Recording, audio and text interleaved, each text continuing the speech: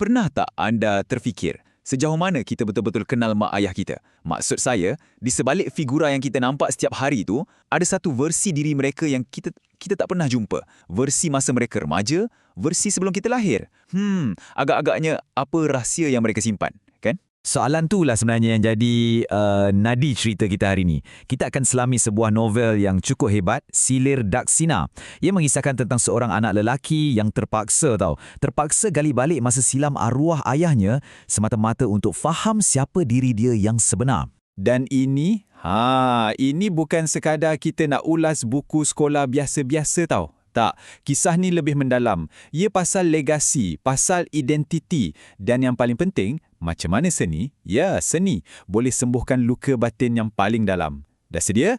Jom kita mula. Okey, jom kita kenal dengan watak utama kita. Namanya Haikal Hakimi. Seorang remaja yang pada mulanya kita tengok macam biasa je. Tapi, hidup dia tak lama lagi akan berubah 180 darjah. Jadi, siapa sebenarnya Haikal ni? Dia ni bukan budak biasa-biasa tau. Dia berani untuk tanya soalan yang orang lain takut nak tanya.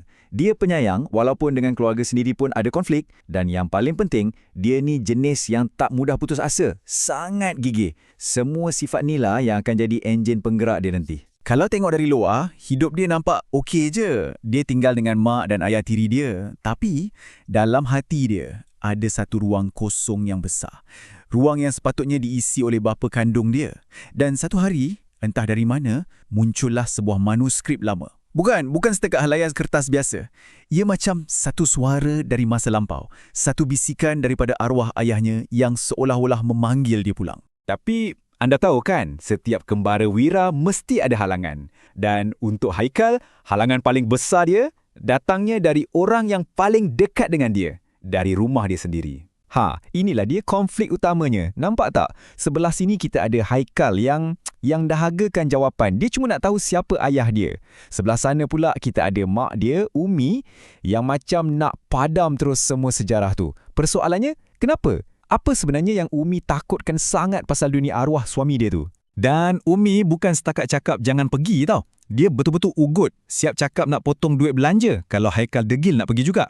Ini bukan marah biasa. Ini menunjukkan betapa dalamnya ketakutan Umi tu. Dia betul-betul tak nak Haikal ikut jejak langkah arwah ayahnya, seorang penggiat seni. Mungkin pada Umi, jalan tu cuma akan bawa kesusahan dan kekecewaan. Tapi, masa semua pintu macam dah tertutup, muncullah seorang hero yang tak disangka-sangka. Ayah tiri dia, Walid.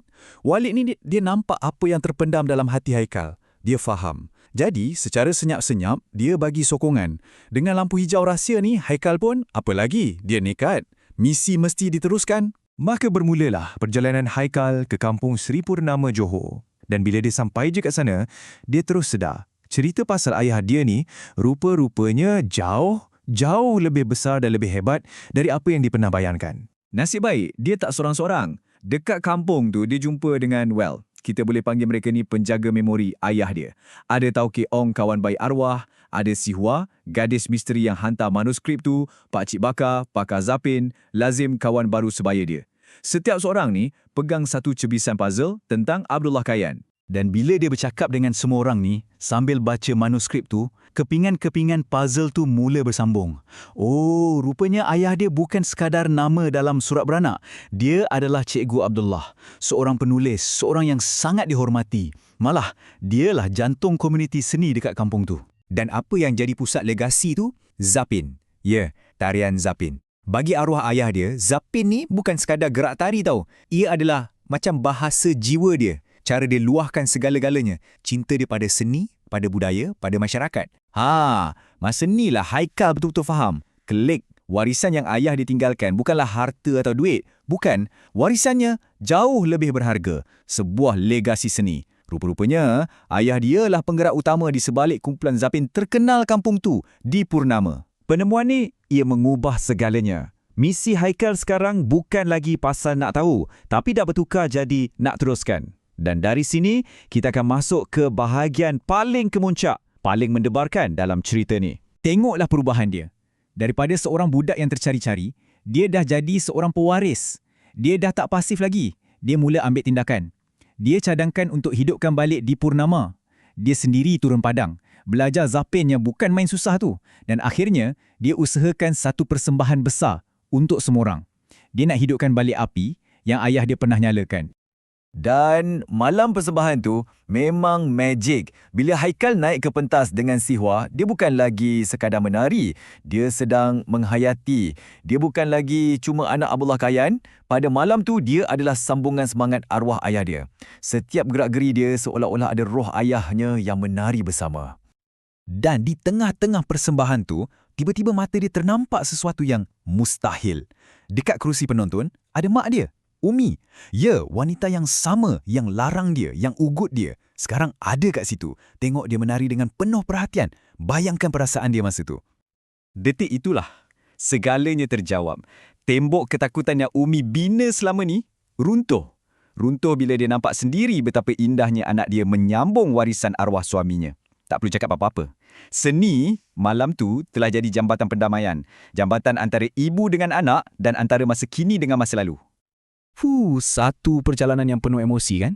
Jadi apa sebenarnya yang boleh kita ambil dari kisah Haikal ni? Kenapa cerita ni rasa dekat sangat dengan hati kita?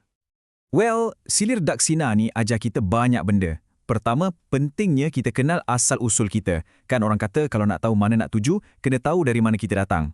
Kedua, seni dan budaya tu bukan benda lapuk. Ia sebenarnya boleh jadi jambatan yang hubungkan kita dengan generasi dulu. Dan yang paling penting sekali, kadang-kadang bila kita sibuk cari jawapan tentang orang lain, macam Haikal cari ayah dia, sebenarnya kita tengah cari jawapan tentang diri kita sendiri. Dan ini membawa kita kepada soalan terakhir, soalan untuk anda fikirkan. Sebab setiap seorang daripada kita ni adalah pewaris. Mungkin bukan pewaris harta, tapi pewaris kepada cerita, bakat atau prinsip hidup keluarga kita.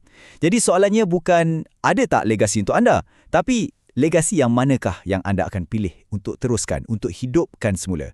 Fikir-fikirkan.